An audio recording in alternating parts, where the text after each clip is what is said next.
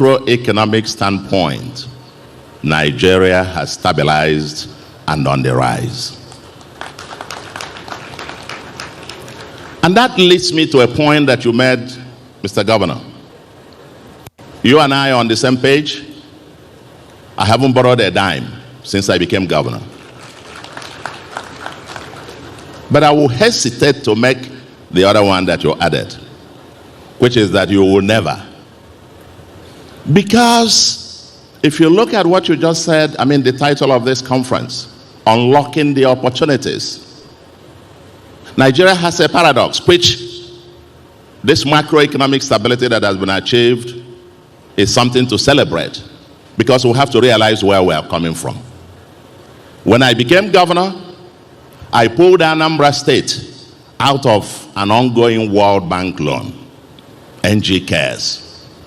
And Anambra was the only state that pulled out. Why? Because the macro fundamentals, the foreign exchange, the exchange rate distortions were such that I told the World Bank that even at zero interest, it was still the most expensive fund in the world, given what I knew was going to be inevitable, an exchange rate realignment much later. If you were giving me money and I change it at 460 naira to the dollar today, when I know that tomorrow it will be over 1,000, even if you lend it to me at zero, the effective interest rate in it is over 100%. And so that's why Anambra pulled out. Today, that has changed. And therefore, breaking the paradoxes of Nigerian economy, we are a capital scarce economy, but which prior to 2023 was having a massive capital flight, double jeopardy. You have capital scarcity, but also losing capital in droves. Today is being reversed. You now have net foreign exchange reserves of about a little over 40 billion and gross reserves of about $52 billion, rising from 3 billion as at 2023.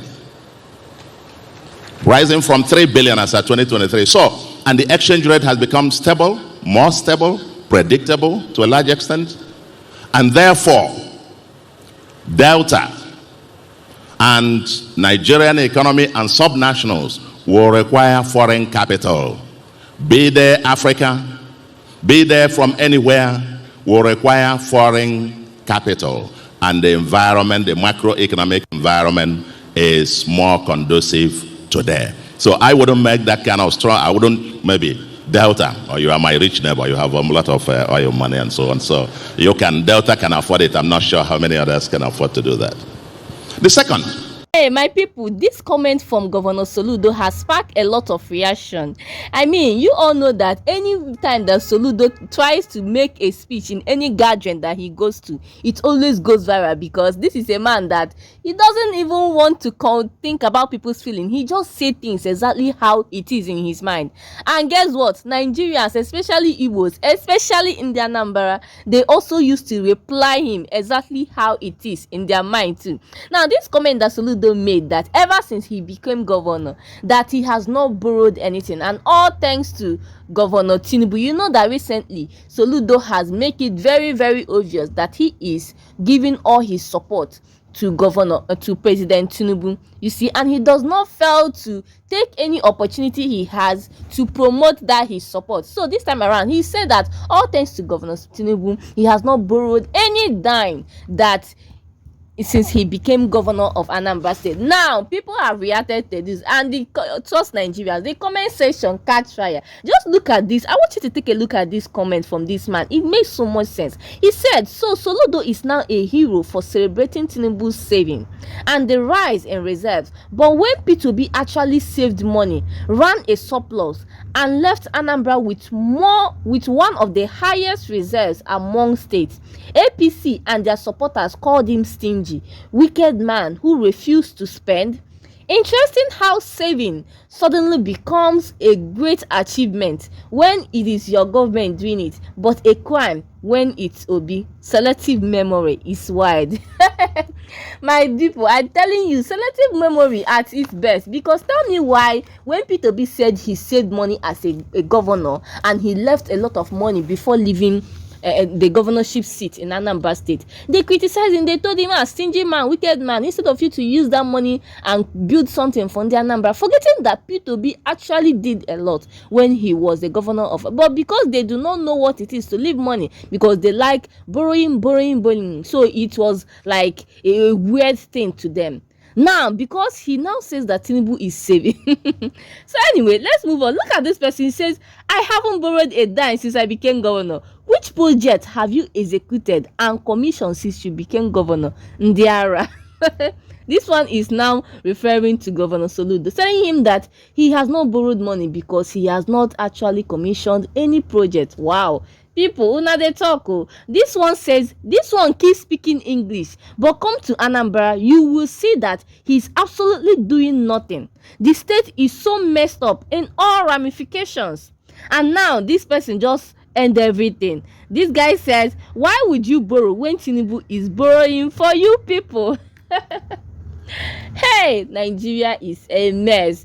Oh my God, guys, I just want you to take a look at the remaining of Soludo's speech. He said so many things, so many interesting things. Just take a look at them and see how Nigerians reacted. We will be back.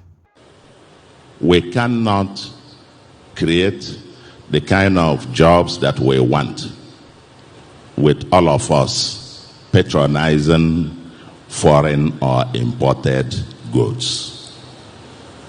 I look in this room and I see the suits from Europe, from America, from China. I see all, and that's Professor Lumumba. I agree with you. We've got to make it Africa. I can speak here on this particular issue that you raised till evening. But take one thing. I admire what my sister is wearing.